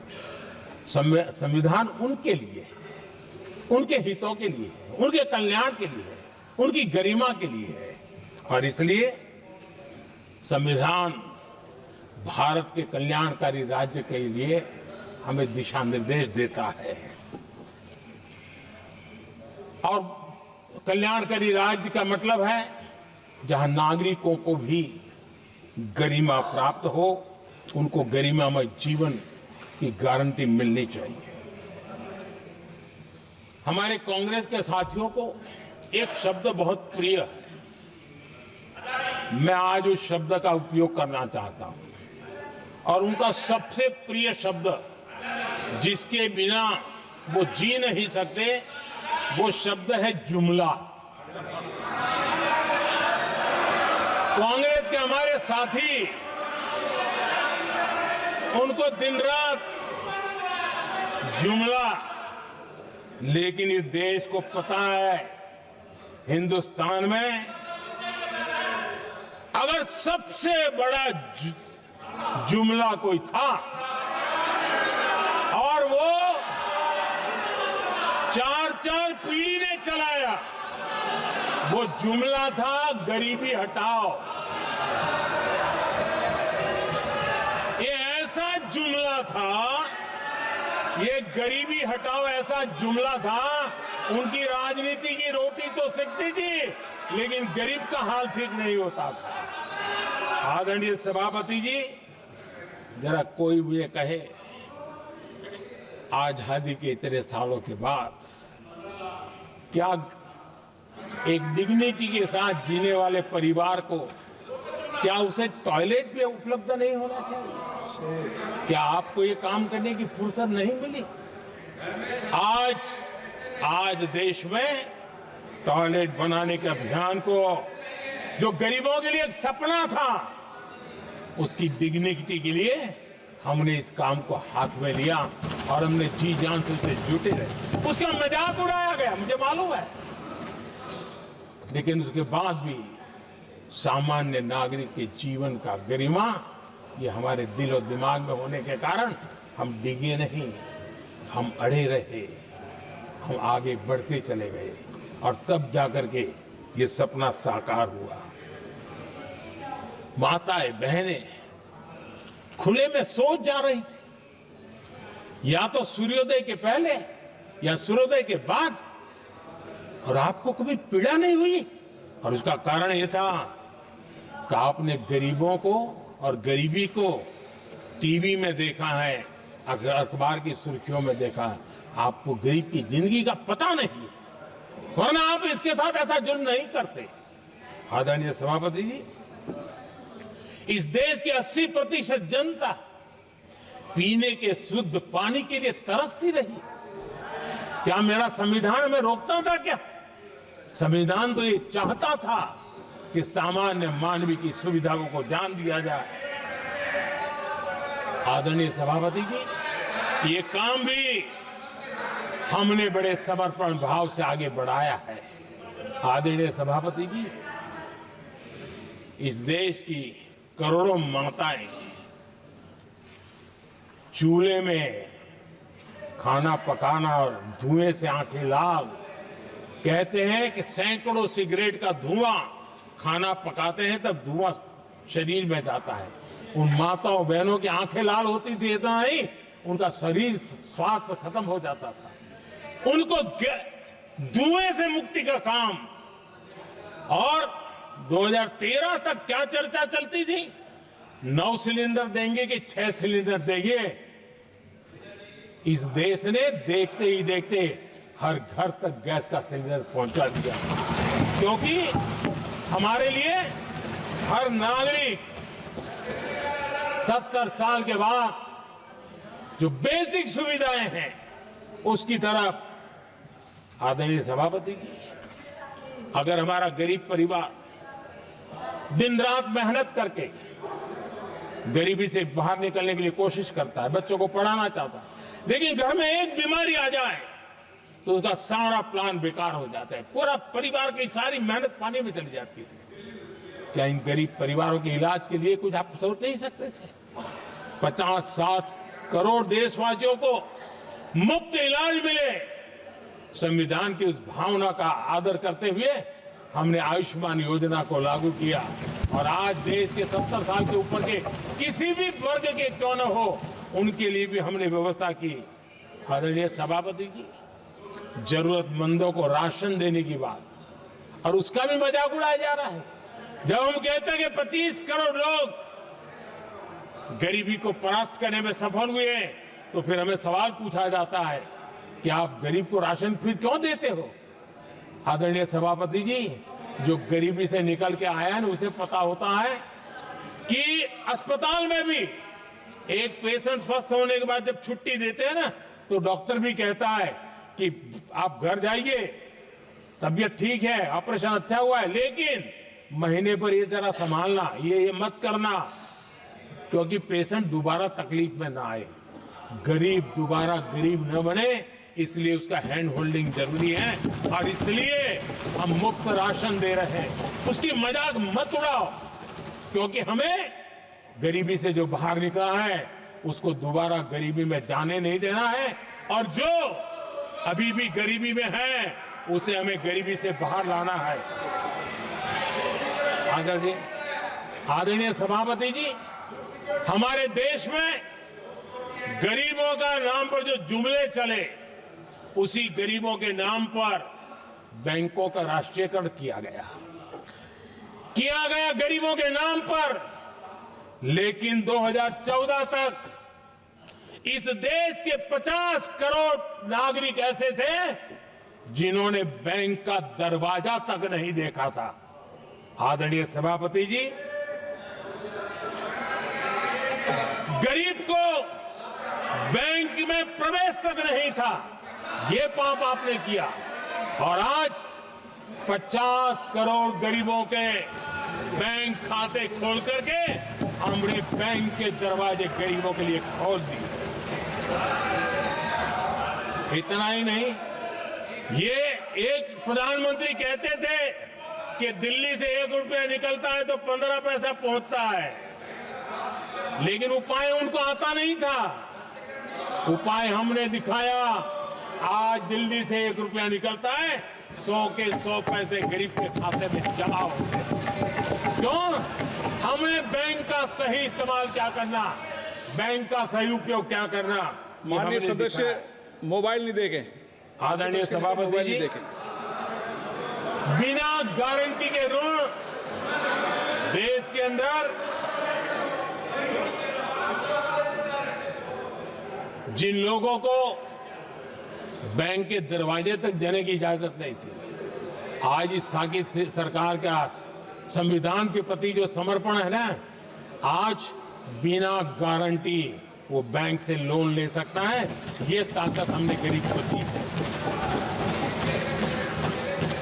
आदरणीय सभापति जी, गरीबी हटाओ का जुमला इसी के कारण जुमला बनकर के रह गया। गरीब को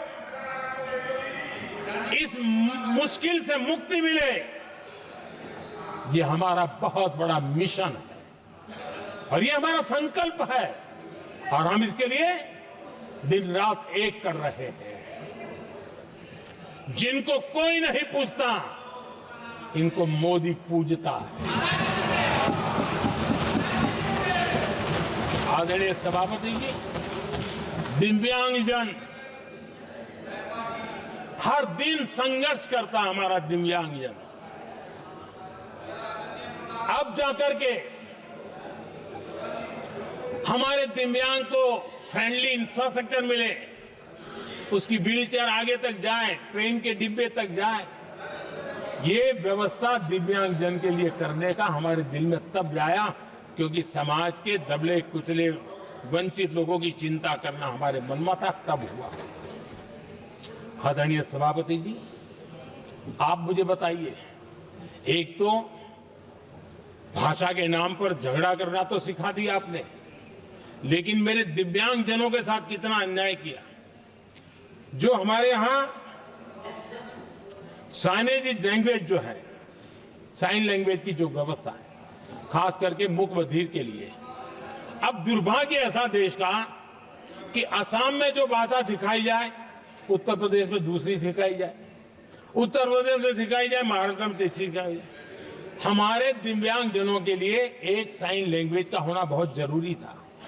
आजादी के 7 दशक बाद भी उनको उन दिव्यांग जनों की याद नहीं आई।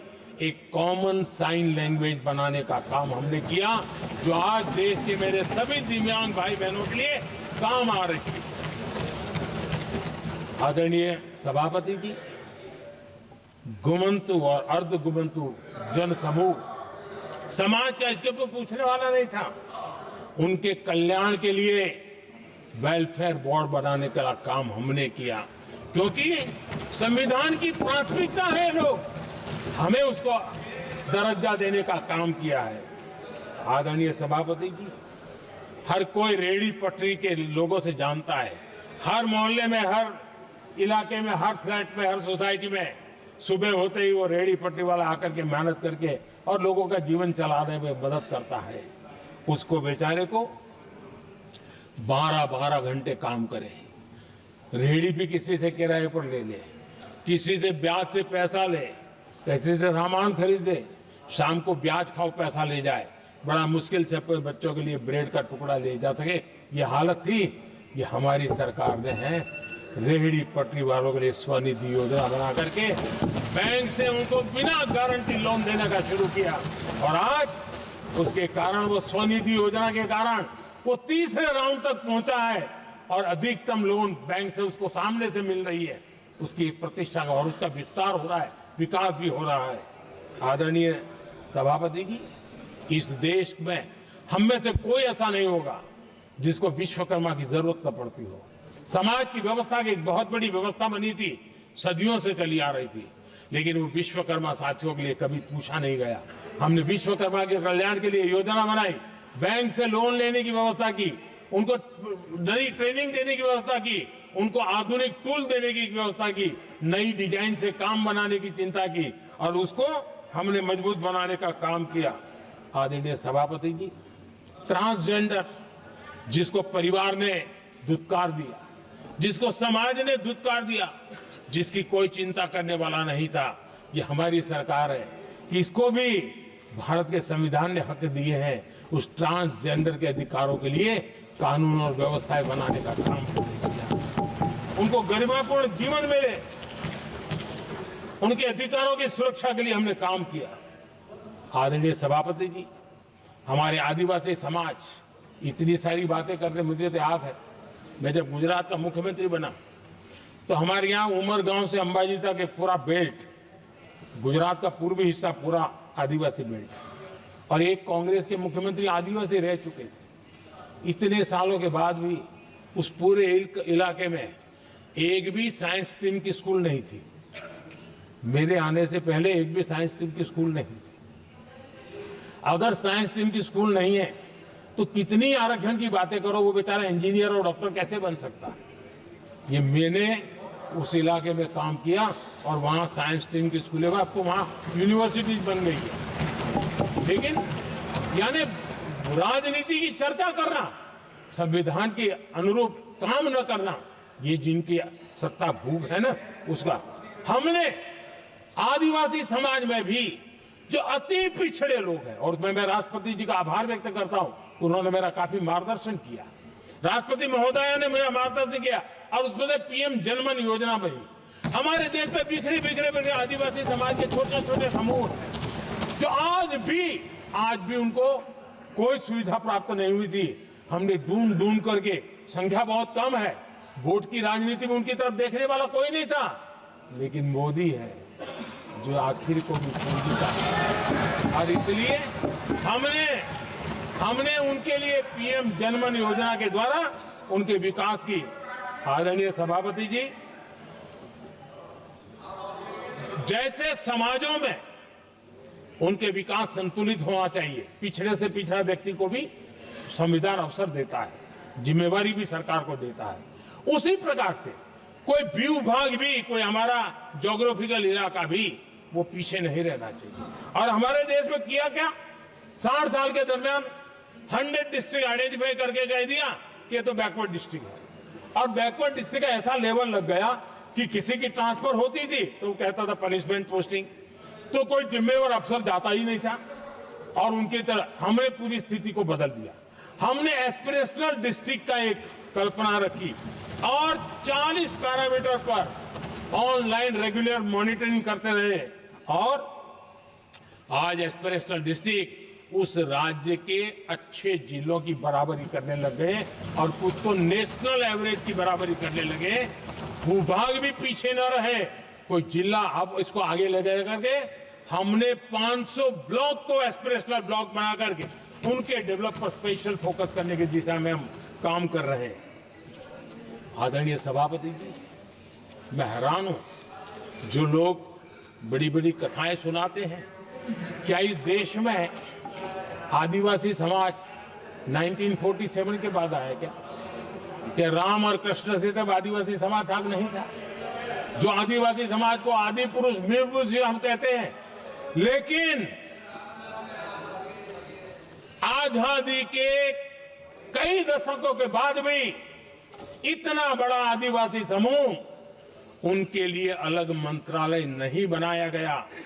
पहली बार अटल बिहारी वाजपेयी की सरकार आई और उन्होंने अलग आदिवासी मंत्रालय बनाया, अलग आदिवासी विकास और विस्तार के लिए बजट दिया। आदरणीय सभापति जी, हमारे माछीमार समाज, मछुआरा समाज, क्या अब ये भी आया है क्या? क्या उनकी नजर नहीं की आपकी? इन मछुआरा समाज के कल्याण के लिए पहली बार हमारी सरकार ने आकर के अलग मंत्रालय बनाया फिशरीज का। उनके कल्याण के लिए अलग से हमने बजट दिया, समाज के इस तबके की चिंता की। आदरणीय सभापति जी, मेरे देश का छोटा किसान, उसके जीवन में सहकारिता एक मुख्य अंग है।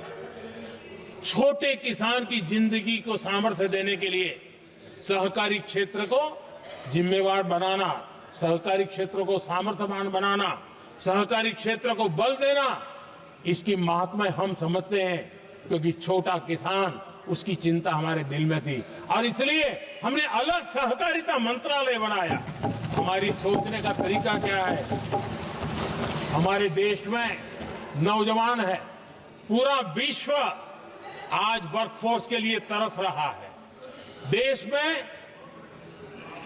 डेमोग्राफिक डिवीजन लेना है तो हमारे इस वर्कफोर्स को स्किल बनाना चाहिए। हमने अलग स्किल मंत्रालय बनाया ताकि दुनिया की आवश्यकता के अनुसार मेरा देश का नौजवान तैयार हो और विश्व के साथ वो अपने आगे बढ़े।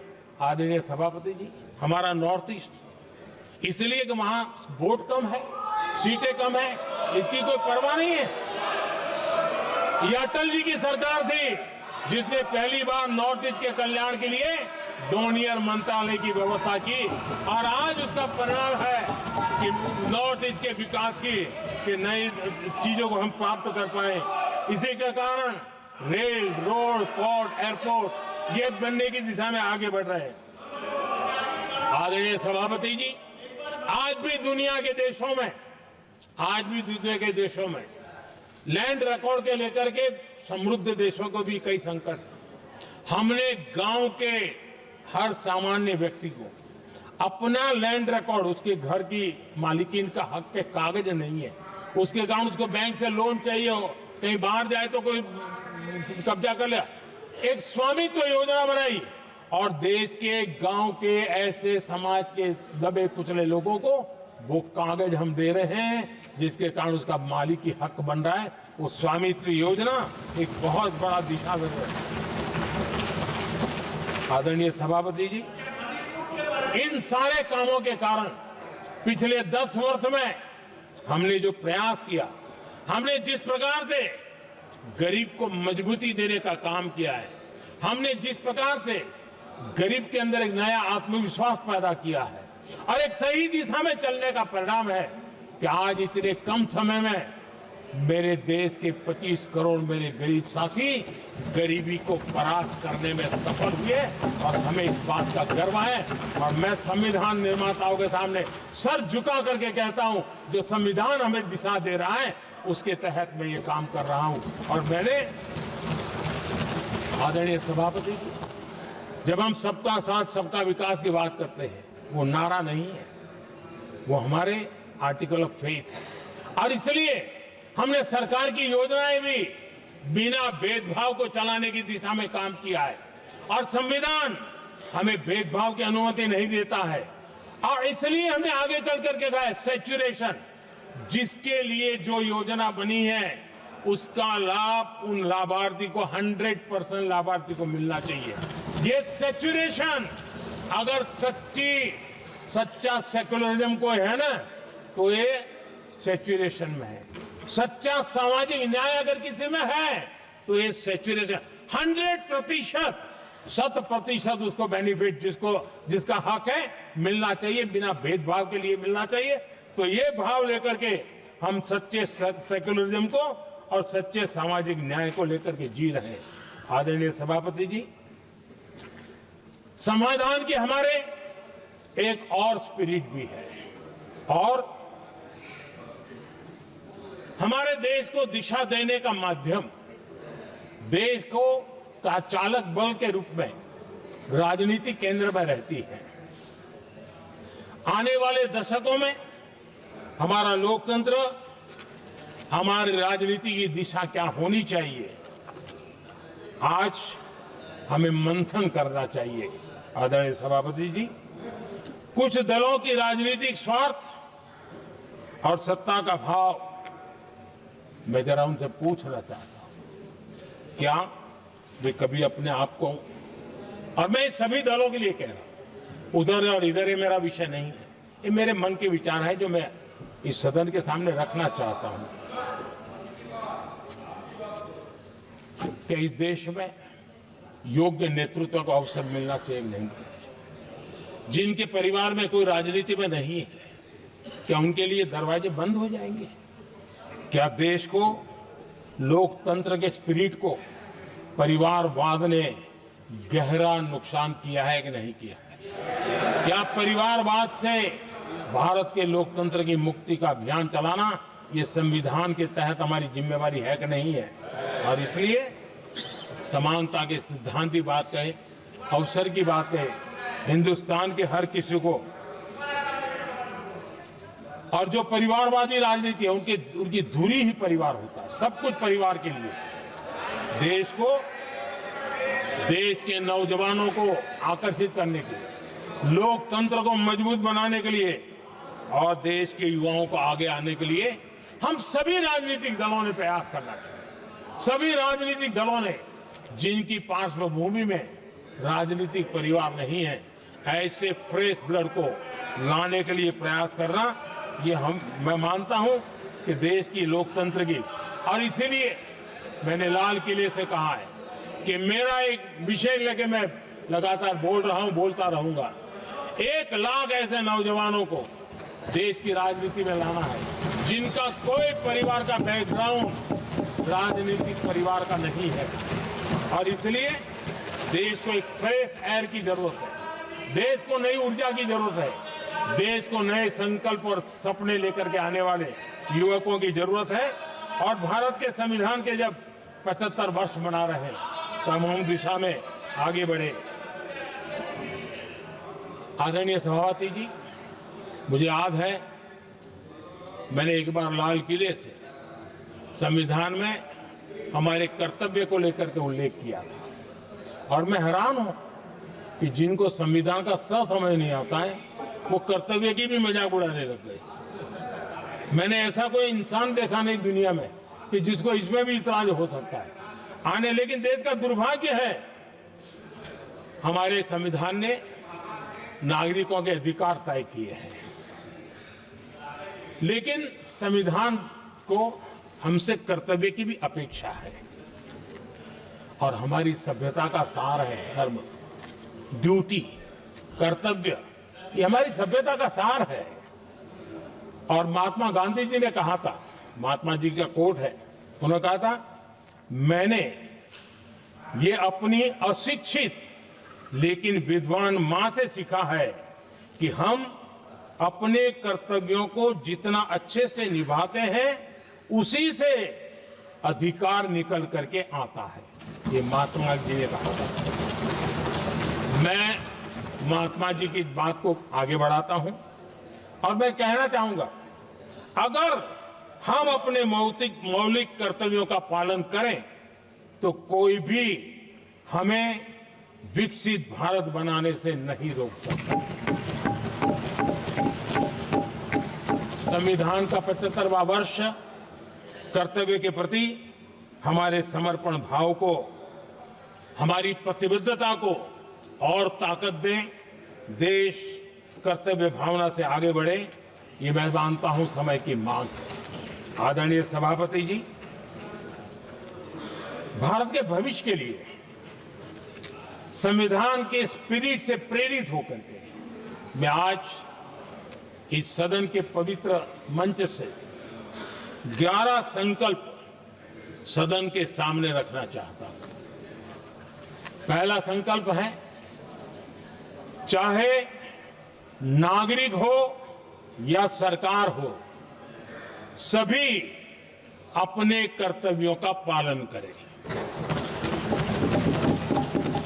दूसरा संकल्प है, हर क्षेत्र, हर समाज को विकास का लाभ मिले, सबका साथ, सबका विकास हो। तीसरा संकल्प है, भ्रष्टाचार के प्रति जीरो टॉलरेंस हो। भ्रष्टाचारी की सामाजिक स्वीकार्यता न हो। भ्रष्टाचारी की सामाजिक स्वीकार्यता न हो। चौथा संकल्प है, देश के कानून, देश के नियम, देश की परंपराओं के पालन में देश के नागरिकों को गर्व होना चाहिए, गर्व का भाव हो। पांचवा संकल्प, गुलामी की मानसिकता से मुक्ति हो, देश की विरासत पर गर्व हो। छठा संकल्प, देश की राजनीति को परिवारवाद से मुक्ति मिले। सातवां संकल्प,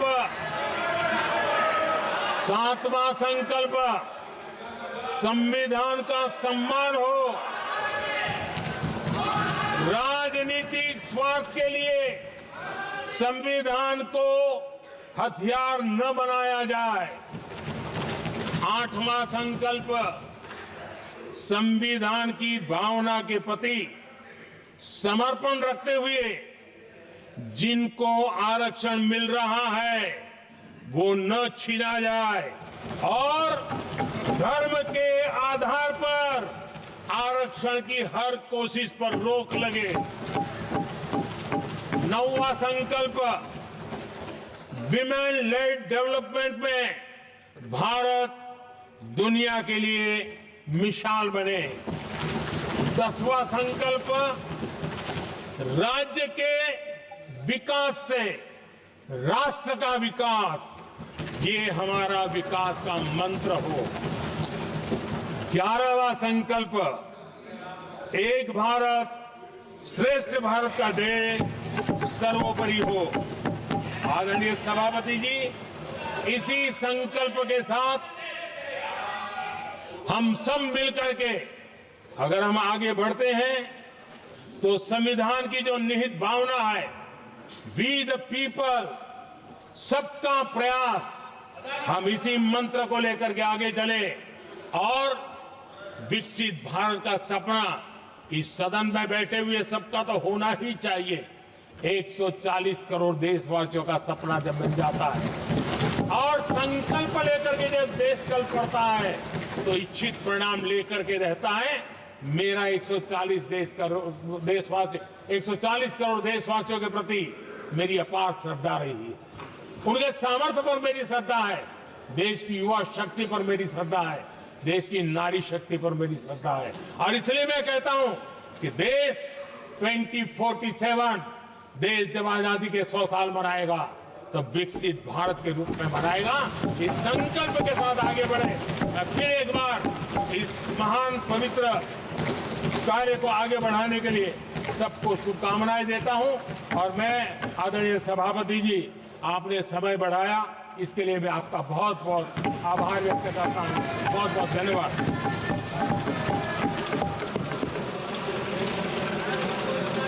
सभा की कार्रवाई सोमवार दिनांक 16 दिसंबर 2024 प्राप्त 11 बजे तक के लिए स्थगित की जाती है।